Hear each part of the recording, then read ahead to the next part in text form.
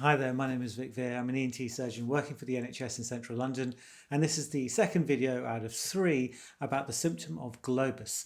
Now, if you've watched the first one, globus is basically a feeling of a lump in your throat or a sensation of something being there in your throat, but it can also mean other things as well. And I go through all of that in the first video.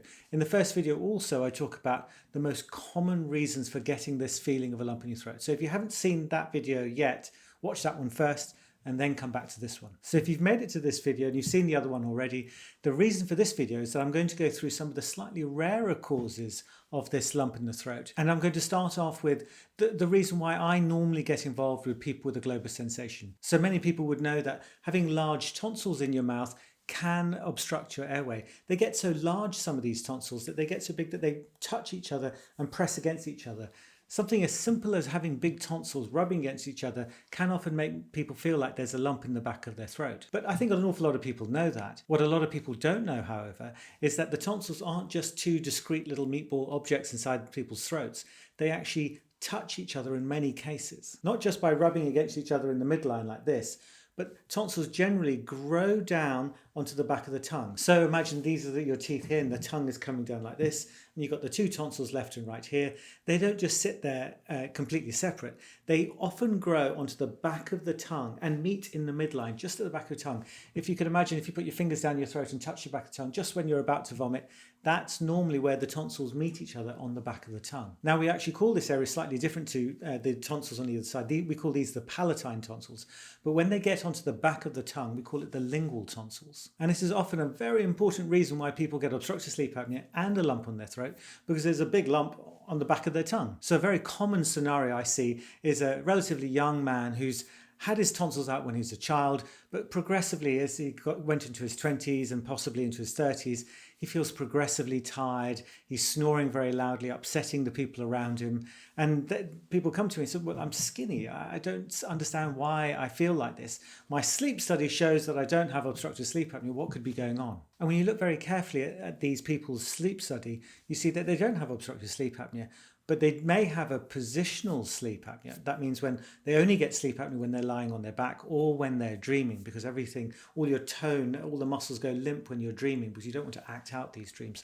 So if you're lying on your back and your tongue is in the right place, but then when you start dreaming, all the muscles get turned off, then the tongue can fall back and block your breathing.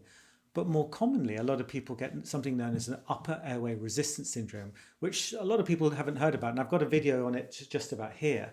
And what this syndrome is it's not quite snoring or sleep apnea. So it's snoring, I think a lot of people know, is obstructive sleep apnea is when you stop breathing, you go a little bit blue, you take a breath, and then the cycle repeats again. But upper airway resistance syndrome is more like you're trying to breathe through a very narrow airway. And so you sort of go, and so you can tell that they're actually breathing, they're not losing oxygen, they're not waking up as much, but they're working really hard to get air in and out of their lungs, which is good in a way that they don't go blue each night, and they don't get all the really bad complications of obstructive sleep apnea, but they do wake up really, really tired because they haven't had a proper rest at night. So often these relatively young and thin people who've had their tonsils removed as a child, and when you look in their mouth, it all looks relatively normal, they have this upper airway resistance syndrome, which isn't easily seen on most sleep studies, particularly the pulse oximeter type sleep studies. There's another video about looking at sleep studies here, so if you want to have a look at that, that makes this a little bit more clear. But the thing that people forget is that when you remove tonsils, you don't remove the tonsils that are sitting on the back of the tongue. You don't automatically remove the lingual tonsils. So although you may have huge tonsils before, surgeons leave the big tonsil sitting on the back of their tongue because we just assume that's just going to disappear with time. We sometimes take away the adenoids at the same time as the tonsils, but we hardly ever take away the lingual tonsils. So when these people are lying down on their back, they've got their normal tongue in the back of the throat here, and when people fall asleep, obviously it falls in a little bit, but if you've got extra tissue sitting on the back of your tongue, the tonsil tissue that shouldn't really be there, normally disappears at puberty like the other tonsils, then that's going to block your breathing. It feels like it's here. And particularly if you're dreaming, if you're lying on your back, it blocks it off even more. The bigger the lingual tonsils, the less of a chance of you being able to breathe normally. And that's why these people who are trying to breathe through this very narrow airway between here are going. It's even worse if you've got a blocked nose. If you've got a blocked nose, you have to open your mouth at night like this. But no one sleeps like this. Everyone sleeps in the rather unattractive sort of like this. I'm not sure that the microphone picked that up, but you can tell your jaw just sort of falls back like this, and then therefore the tongue falls back even further. So all of these things contribute to your tongue blocking off your breathing at night. I know this isn't a sleep apnea thing, but I can't help talking about sleep apnea. And please don't think that that's the only reason why people get sleep apnea. There are loads of different reasons why people get sleep apnea, and have a look at my other videos about that. When it comes to removing lingual tonsils or sort of extra tonsil tissue on the back of the tongue, I normally use Ceylon radiofrequency ablation, but you can use coblation, you can use monopolar, bipolar, and you can use robotic surgery, all sorts of things to remove this tissue from the back of the throat. But sometimes you don't need those techniques, because instead of there being a lingual tonsil, a big bit of tonsil tissue on the back of the tongue, you could have something like a mucoretention cyst, which it's like a cyst sitting on the back of the tongue that seems to be pressing against something known as the epiglottis. Now, a bit more anatomy. Say your tongue is coming down here, you've got teeth here, tongue coming down here, and then you have your voice box here, and there's a little bit of cartilage sitting up called the epiglottis there. And the idea is that when food comes down or drink comes down your tongue, it curls around this epiglottis, this big bit of cartilage sitting up, a bit like an ear sitting up inside your throat. And therefore the food doesn't go straight into your lungs, it goes round into your esophagus down below. Now, if you've got your tongue sitting down here and there's a big cyst sitting there, it pushes on your epiglottis, and the epiglottis is quite sensitive. And often people feel like, oh, there feels like there's a lump in there. And actually this mucoretention cyst is just touching parts of your throat which aren't used to being touched. A mucoretention cyst, we think, is just basically a cyst full of sort of salivary type material. You see, there are all sorts of different little glands all over the back of the throat, everywhere. And if one of those glands got slightly blocked at its neck where all the saliva comes out, well, then the gland doesn't notice. It just carries on making saliva and starts building up like this, like a big cyst. And all you have to do with these cysts is just pop it. Popping it, just making a cut in it, doesn't really work because it sort of heals up and fills up again. So you have to sort of remove the top of it, marsupialization we call it. And that way it stops it from healing over, and the whole thing just heals up after that. A very quick, simple operation, and the feeling of that lump goes away very quickly. Now, a lot of people think that snoring is caused by that dangly thing, the uvula in the middle of your throat. So teeth, tongue, tonsil, and in the middle is the uvula standing in the middle. Now, if you look in children's throats, everyone's uvula is very, very small. You're not born with a super long uvula. It seems that uvula are slowly stretched with time, and it goes past its elastic limit and sort of hangs into the back of the throat. Sometimes it's so long it can tickle the back of your epiglottis, so it comes down and tickles the epiglottis here, and that people feels that.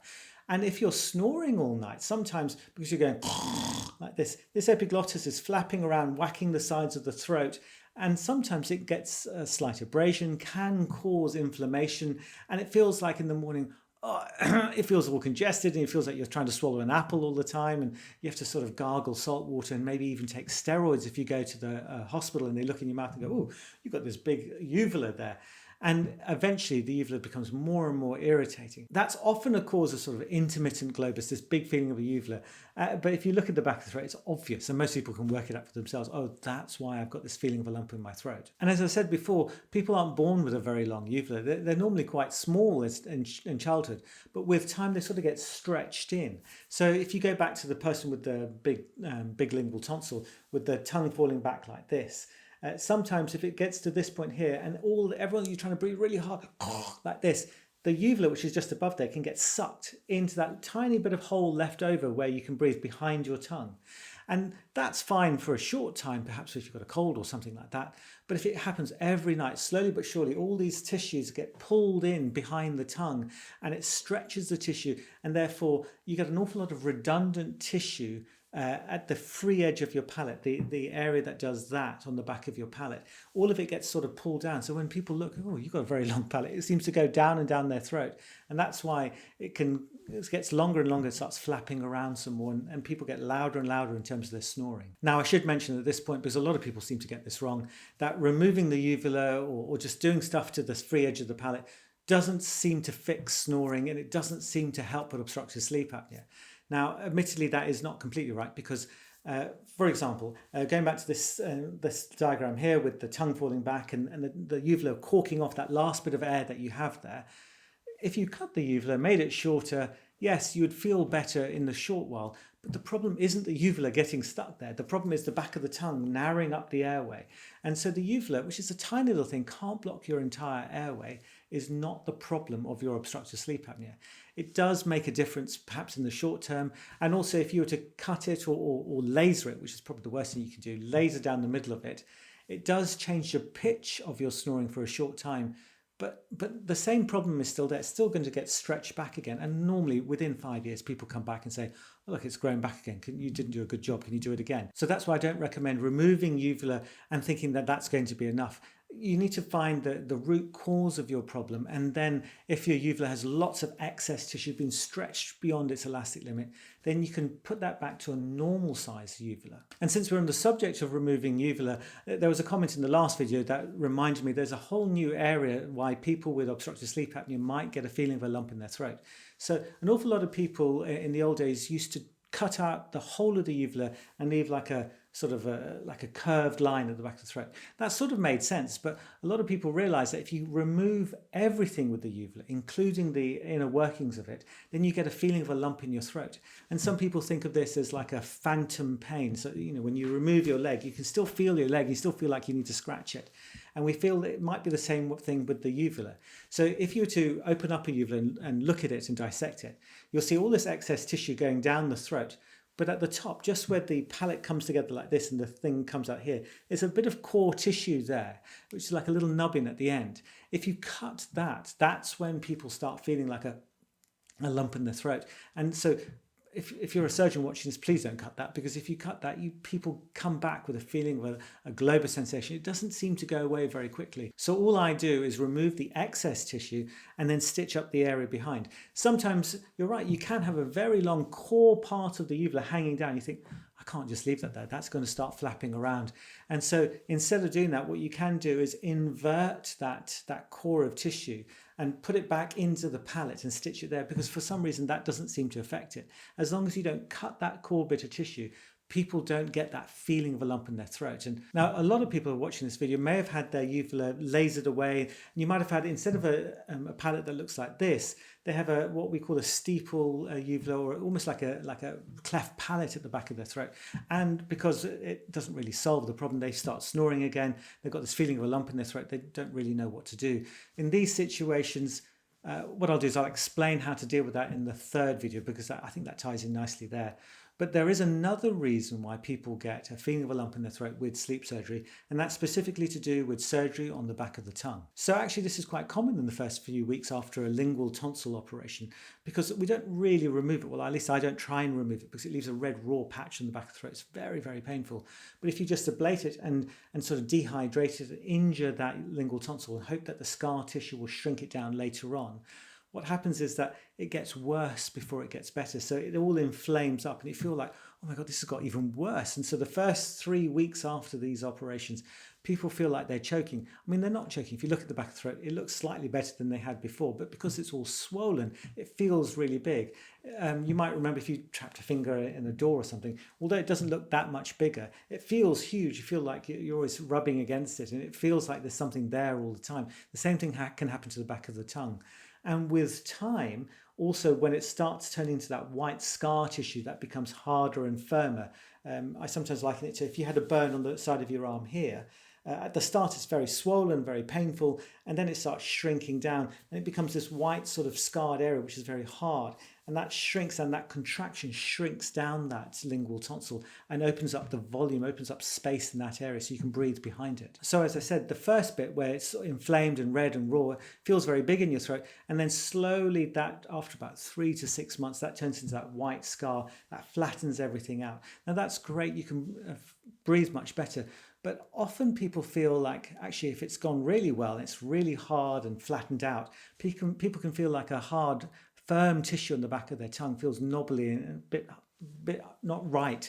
And that's why people think, actually, I feel like I've got a Globus sensation after my tongue operation. But actually, if it's just a lingual tonsil that you've ablated, it doesn't last very long, and very few people get that.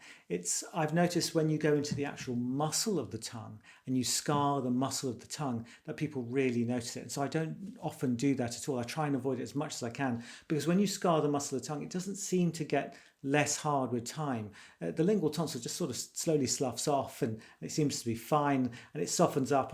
Within 18 months, hardly anyone has any problems.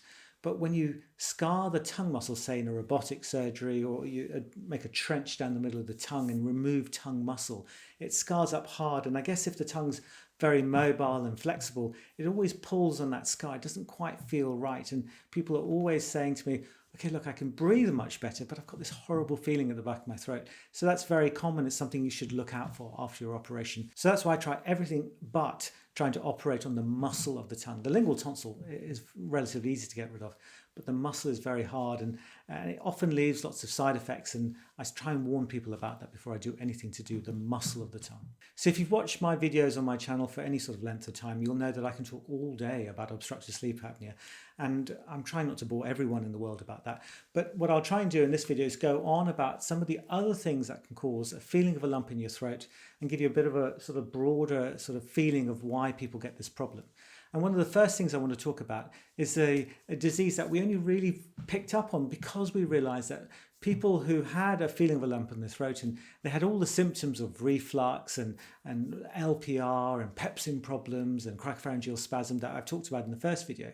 But when we investigated these people in a lot more detail, we looked at their pH studies and like, oh wow, your esophageal pH is fine, and they're not getting better with Gaviscon Advanced and PPIs. What's going on here? And when we looked at these patients in a little bit more detail, we realized that actually a lot of you have got asthma, you've got allergic rhinitis, atopic dermatitis, and a lot of you have food allergies as well. Wheat, soy, milk, seafood, all those sorts of things. And slowly we pieced together that some of these people actually don't have a reflux problem, although it sounds just like it, but they actually have something known as eosinophilic esophagitis. This is basically an inflammation of their esophagus. Esophagus is the tube that runs from your throat down to your stomach, or the gullet, or whatever you want to call it. And down about here, it can get very tight because it inflames up. It's not inflaming up because of acid coming up. It's inflamed up because you're allergic to something, or you have a reaction to some of the foods that you're eating. So typically it's milk, wheat, soy, eggs, seafood, and nuts. And if you find these people who've got all these other atopic symptoms, like the asthma and allergic rhinitis and eczema, things like that, and they're having trouble with swallowing problems, particularly it gets so bad that the inflammation makes the gullet so narrow that food gets stuck. Occasionally you might even see them come into hospital said, I've just had a kebab or something like this and there's a bit of food stuck here. You're very young to have this problem. And you go in, you pull this bit of meat out and you go, oh, it looks very red in there. And then we start piecing it together that actually they don't have sleep. Sorry, I said sleep apnea again, so sorry, I'll try not to talk about it. You don't have globus sensation, you don't have reflux that's causing this. It may be something else altogether. Now, officially, the only real way of picking this up is to take biopsies from the esophagus and find out that's inflammation rather than sort of burning damage. But once you've made the diagnosis of this eosinophilic esophagitis, then there are two ways essentially to try and treat this. One is sort of eliminating those foods from your diet, which tends to bring down the inflammation, doesn't trigger it off and cause this swelling and cause the obstruction here and a feeling of a lump in your throat. So typically people start off by eliminating the two most important food groups, the milk and the wheat first. Now, remember, if you're cutting out wheat from your diet, it's not just gluten, because gluten is just celiac. If you have a wheat intolerance, you need to get rid of wheat, gluten, rye, barley, oats. You need to get rid of all those things. And wheat and milk, that's a huge number of things in our diet, pizzas and pasta and all the things that Westerners like eating. And if that doesn't work after a couple of months, then you move on to some of the other food groups. So the 6 elimination diet, where you get rid of the nuts, the soy, the seafood, and the eggs as well. Sorry, I've forgotten half of them. Now, it's quite hard to eliminate all these foods in your diet, because it's practically the whole of the Western diet, by getting rid of all these 6 things. So some people move on to a tablet form of treatment, which is basically a budesonide sort of dissolvable tablet. You put it on the back of your tongue and let it slowly dissolve and coat the back of your esophagus and reduce the inflammation that way. So using these steroids to reduce some of the swelling at the back of the throat. And these people who have got asthma, eczema, allergic rhinitis are used to taking steroids. It's not great to take these things, but if it makes them feel better, then it seems to work. And this has recently come out, this budesonide tablet, and it shows I think at 12 weeks you get an 85% remission rate at that point. So it's quite useful, but you are taking the steroids. So often I try and get people to take the food elimination diets first before trying to take steroids. Now I'm not going to put too much detail into that side of things because I can put that into the emails that come with these 3 videos. So if you look at the link below, click on the link and I'll be sending you a free ebook and some emails about all the conditions I talk about in these 3 videos. Now, although steroids really help these people with this problem with inflammation in their esophagus, there are drugs out there that can actually make a feeling of a lump in your throat worse. For example, NSAIDs can often cause this problem. NSAIDs are non-steroidal anti-inflammatory drugs, can make you feel like there's a lump in your throat.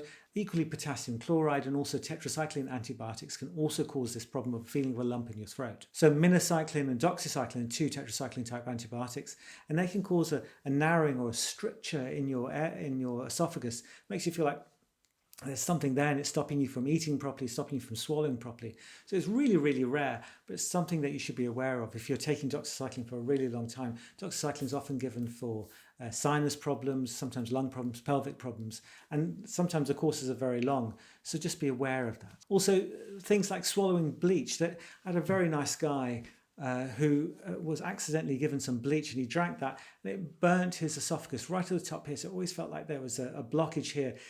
For years, this poor chap had dilations to open it up. Every 6 months, he had to come back to help him be able to eat anything because everything had to puree up all his food. He couldn't eat any meat, and it was just miserable for this young chap who was trying to eat normally and live a normal life. And I think it's taken me 2 or 3 years now to sort out his problems so now he can eat and drink normally without him needing any more operations, fingers crossed anyway. You should see how happy he is now. He can say he can eat a sausage with the skin on and things like that.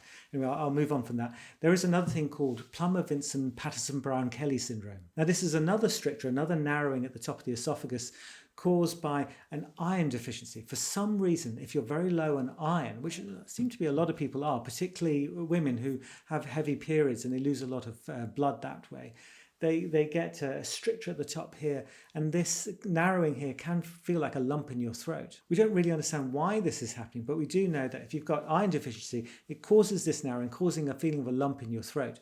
And so typically just giving iron tablets and keeping an eye on things like B12 and intrinsic factor and things like that, that can help with the uptake of iron, seems to improve the stricture, open it up a little bit. But sometimes we do need to dilate this area up so you can swallow properly. There are a variety of autoimmune diseases. This is when the immune system is attacking yourself, and it can cause problems of strictures and fibrosis. And I'll put loads of conditions, the names of conditions here. I'll put more details about these on the emails I'm sending out, because there's a little bit too much information there for me to explain in this video here. But briefly, apart from just the feeling of a stricture in the back of the throat, it also seems to attack sometimes, like in Sjogren's syndrome and things, it makes your throat very dry, and so you can't make enough saliva, so everything becomes sticky and mucousy, and so some people feel like there's a feeling of thick mucus at the back of their throat. And sometimes it is these autoimmune diseases, so you need to get those checked out, typically with some blood tests to start off with. These people generally have aches and pains in their joints, they feel tired during the day, very fatigued, and as I said, I'll talk about that more in the emails, which I'll send out to people. Now, what I want to do is slightly change my focus. Rather than things that are causing narrowing of the actual esophagus, there are things that put pressure on the esophagus from outside. So if this is the esophagus there, it flattens it out there, so it feels like there's pressure from the outside. The first thing I'll talk about is that you can have a dilated aorta. Now, the aorta is the main blood vessel that comes from the heart. So the heart is sitting here, and the main blood vessel that comes around like this, so the blood vessels that go up to your brain, into your arms, and then it goes down your stomach, into your legs.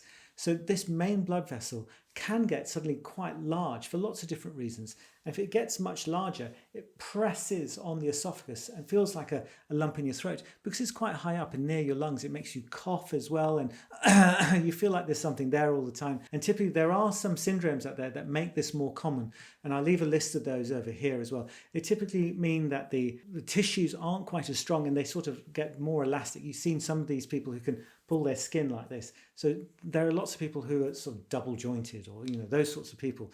You can get that these big blood vessels swelling up and causing pressure on the esophagus, makes it feel like it's difficult to swallow. But it's not only this big blood vessel, the aorta, that can cause pressure on the esophagus.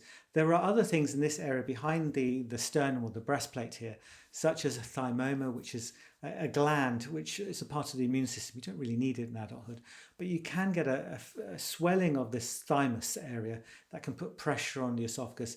And there are other things in the lungs, TB, all sorts of things that can put pressure on the esophagus. There are also bony lumps that can press on the esophagus, make it feel like there's a lump in your throat. One of them is known as Eagle syndrome, which is where there is a ligament that goes from about here and goes to a bone which is just about here, the hyoid bone. And sometimes that ligament that goes across here can get calcified or become slightly more bony or harder than normal. So you can even see this inside people's mouths. If you look in their mouth, you see these two little sort of sticks. It seems like they're pointing into the throat. So every time you swallow, you feel, it sort of catches you. It feels like there's a lump in your throat, maybe on one side, maybe on both sides. And so this Eagle syndrome is quite difficult to treat. Often we try and remove this and try and free up this sharp pointy thing going into your throat. But there is another bony thing known as osteophytes. So people with a bad neck can, off their spine, because they've got arthritis, one of the signs of arthritis, particularly on a scan, is that new bone is formed near the joints. And these new bits of bone can come forward and press on the back of the esophagus. So if you've got the spine coming down there, and behind it there's a bony protuberance coming forward and pressing on it and narrowing the esophagus.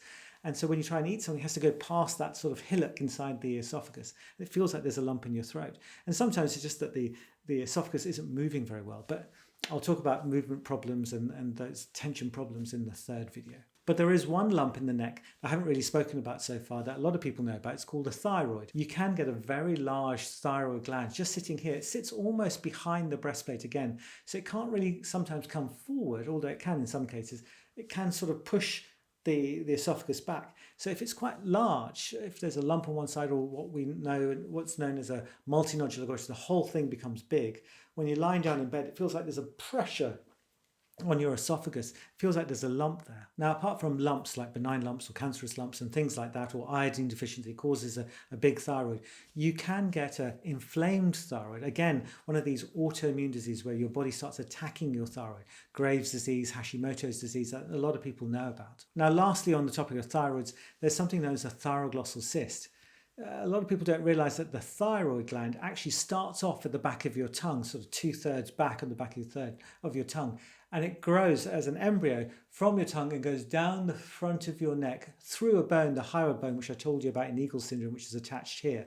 It goes through the middle of that bone and then comes down here and then spreads out and becomes the thyroid gland when you're sort of a child, and it opens up in this area here. It can leave little dots of cells on the way down. And if you've got a little dot of cells here that later gets infected, it can swell up and feel like a lump in your throat. It comes and goes, and sometimes it's really hard to see unless you do an ultrasound scan. Sometimes it gets so infected that you need to actually remove them, and you have to remove all of the stalk that goes all the way from your thyroid gland all the way up into your tongue. And you have to actually cut out the middle part of that hyoid bone, remove the bone because it goes through the middle of that bone. If you don't, it just seems to come back again. Now, one last area I want to talk about is your voice box itself. Sometimes you can get polyps just near the voice box that keeps flopping into your voice box. So a voice box is basically, you've got your lungs here, and then they join together to make the windpipe or the trachea that comes up here.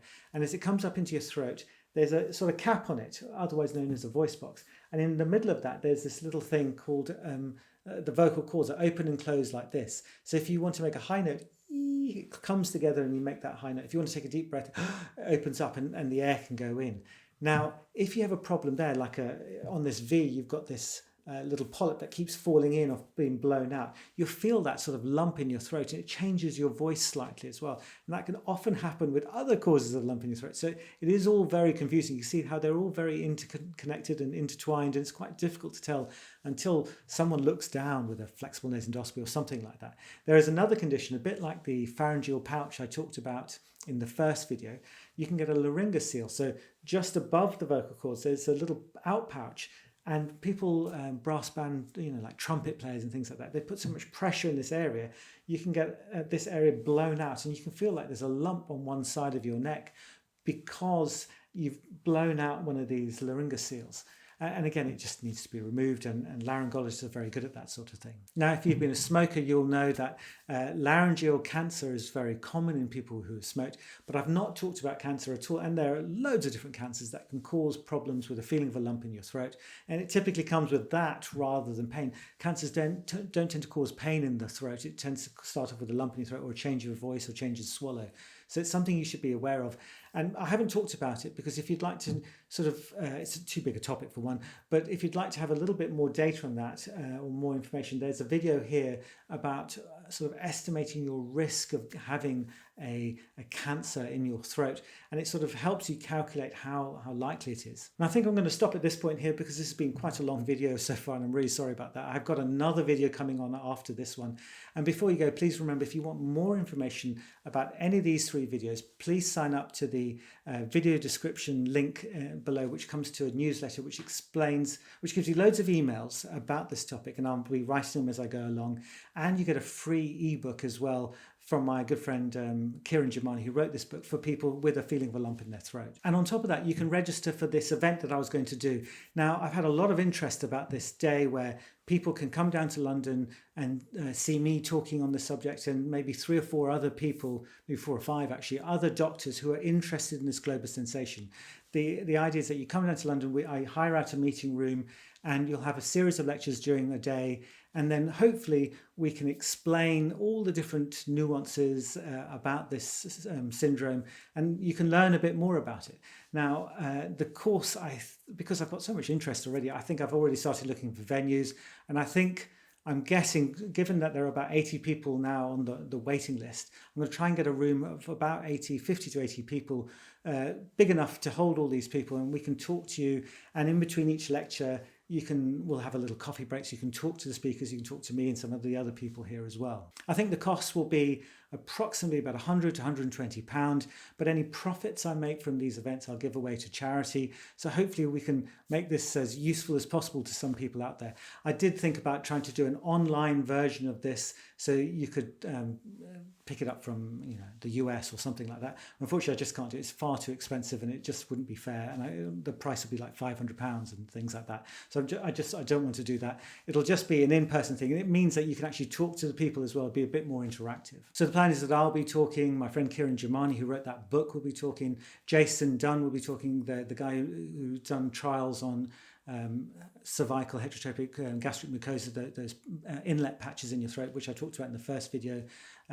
Professor Birchall hopefully will be coming as well, who deals with laryngeal problems, the vocal cords of the larynx problems as well. And he also is interested in Globus as well. So lots of different opinions, different ways of dealing with this problem, and hopefully people who do come to this course will find it useful. And if you use the link below to pre-register for this event, then once I've got some more detail about this, I'll send you out some information. And if you're interested, that'd be great. Come along and see us, and hopefully you'll learn a bit more about this.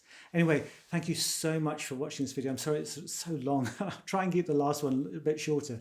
Thank you very much. Bye-bye.